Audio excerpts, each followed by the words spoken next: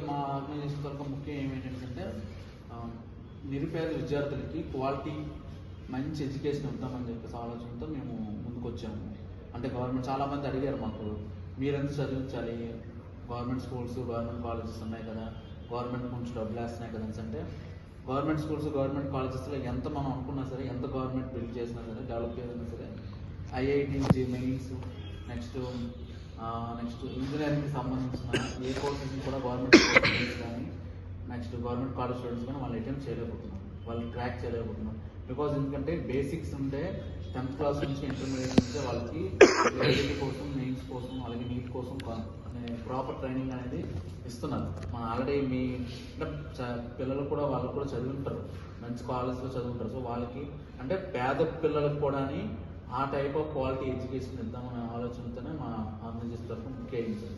ఎందుకంటే చాలామంది టాలెంట్ ఉన్న పిల్లలు సరైన ఫైనాన్షియల్ సపోర్ట్ లేక, అవేర్నెస్ లేక వాళ్ళు పైకి రాలేకపోతున్నారు సార్. వాళ్ళు ఇంకా ఇప్పుడు మనం క్యాజువల్గా చూస్తే మేజర్గా శ్రీకాకుళంలో, అంటే మేము శ్రీకాకుళం నుంచి ఎక్కువ తీసుకున్నాము. చాలా పేద పిల్లలు అనమాట. వాళ్ళ ఫాదరు మదరు చిన్న చిన్న షాప్స్లో వర్క్ చేసుకునే వాళ్ళు, 5,000కి 4,000 పనిచేస్తున్న పిల్లల్ని తీసుకొని బాగా చదువుతున్నారని కన్ఫర్మేషన్ ఉంటేనే వాళ్ళకి మంచి కార్పొరేట్ ప్రైవేట్ స్కూల్స్లో కాలేజ్లో చదివిస్తున్నాం సార్. యాక్చువల్గా మన కాకినాడ జూనియర్ కాలేజ్ ఉంటుంది సార్ శ్రీకాకుళంలో. అక్కడ నియర్లీ లాస్ట్ అకాడమిక్ ఇయర్కి ఈ అకాడమిక్ కలిపి 25 to 30 మంది పిల్లల్ని మేము చదివించాం. ఈ ఇయర్ కూడా ఇంకొక 15 మంది పిల్లలు అక్కడ చదువుతున్నారు. దాంతోపాటు శర్వాణి స్కూళ్ళు, నారాయణ కాలేజెస్, శ్రీ చైతన్య కాలేజ్లో కూడా మన పిల్లలు ఒకరిద్దరు ఉన్నారు సార్. శర్వాణి స్కూల్లో 4 పిల్లలు ఉన్నారు.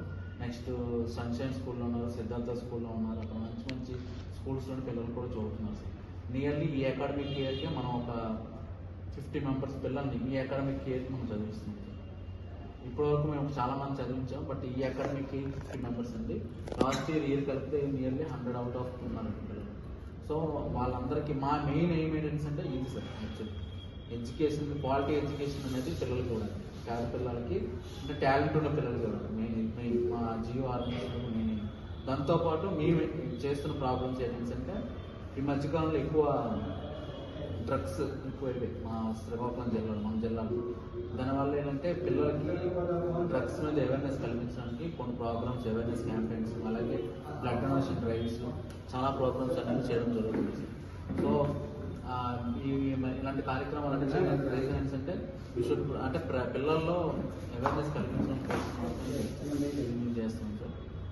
సో 10 మంది ఈ విషయం తెలిస్తే 10 మంది ఇంకా వాళ్ళకి ఇన్స్పైర్గా అయ్యి మా ఆర్గనైజేషన్ కానీ మాలాగే ఇంకా చాలామంది పిల్లల్ని అందరూ సపోర్ట్ చేస్తారని